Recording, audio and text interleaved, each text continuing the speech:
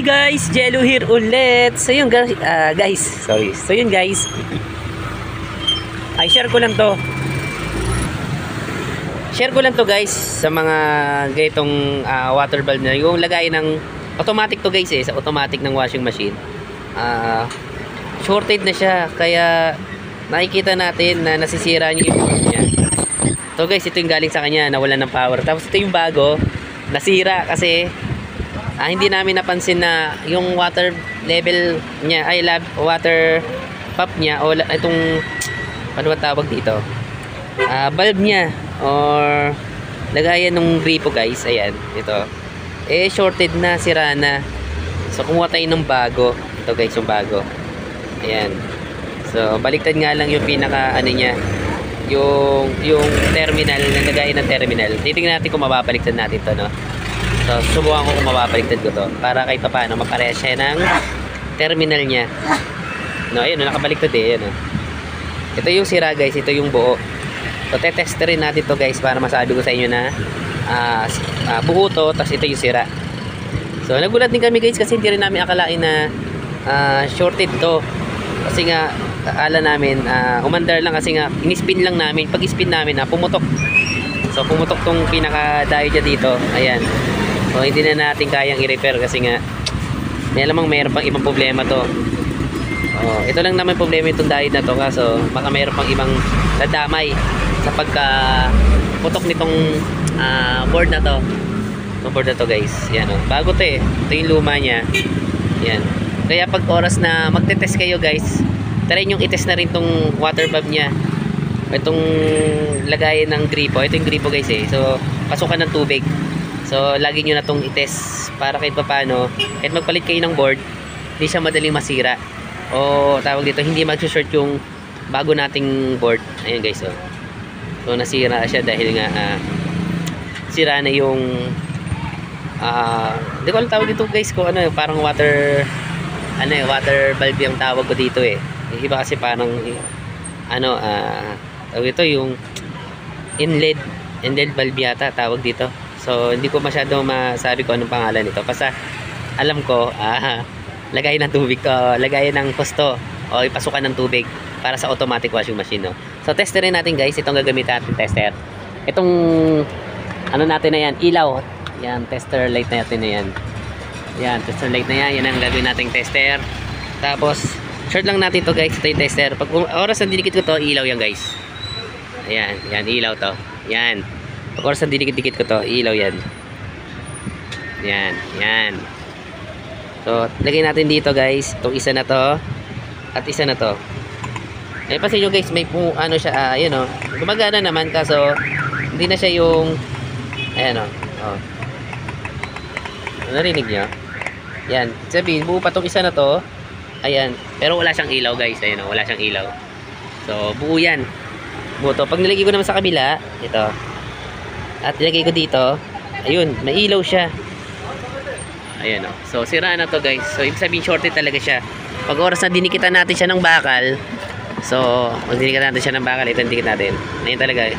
So, shorted na talaga siya. Ayan diba? Shorted na. Pag dinidikit kong ganito, shorted na yan. Pero yung isa guys, ito. Yung isa na to, pag dinikit mo siya dito, at ito, ayan, may ugong siya. Kasi hindi siya umiilaw. No? Kaya pag oras na dinikit mo yan ganyan, ayan, iilaw yan. No? So, ibig sabihin, sira na talaga siya. So, sira na tong inlet valve niya o lagayan ng gripo sa tubig. Ayan. So, ito yung bago. Ayan. So, mapapansin natin dito guys ay ayan, may ugong siya.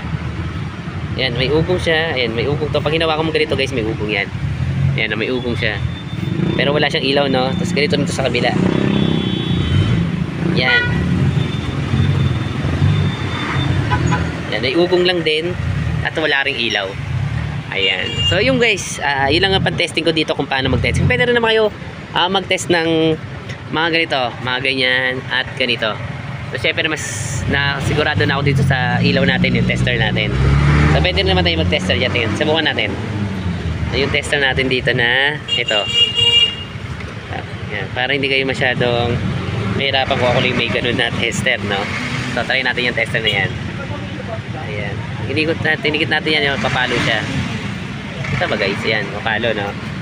So, testerin natin to. Itong sira. Tignan natin kung shorted. Ito, itong sira na to. Testerin natin to. Yan. Tapos itong valve niya. Makikita nyo naman guys na ayan, oh.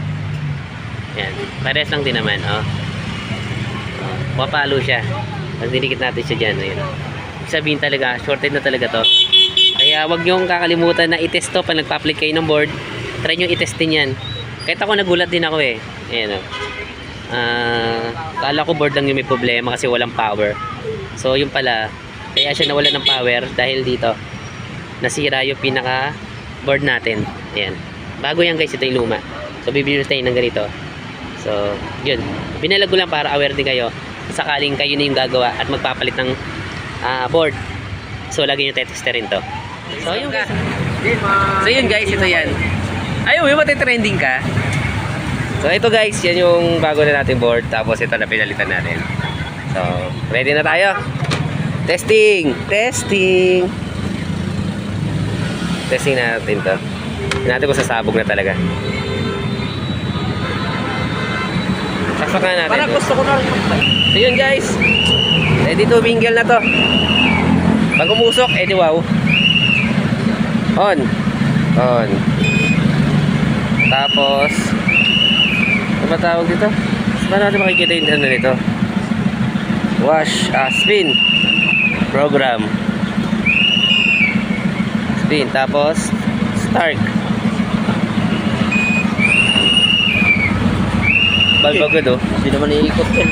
Hindi, ano, nag-ano siya. Spin ba sa baba? Spin, oh. Ano ba spin ito? Ito ba? Tapos play.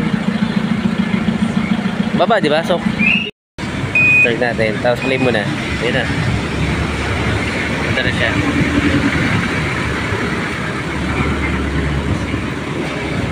Kumanta na siya. Tingnan natin guys kung may magbabago. Kung may magpuputukan dito. Ayan, sana. Pag uminto na siya, maglakarga na ng tubig to. Ayan. Umugong na to, yung sabing kumakarga na yung tubig. So, ayan, okay. Okay na. Spin na gawin natin. Spin. Number 9.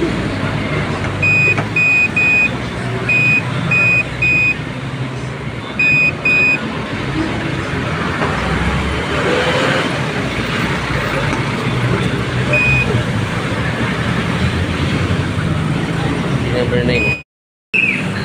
So yun guys, umanta na siya. Ayan. So okay na to. Ayan. Okay na.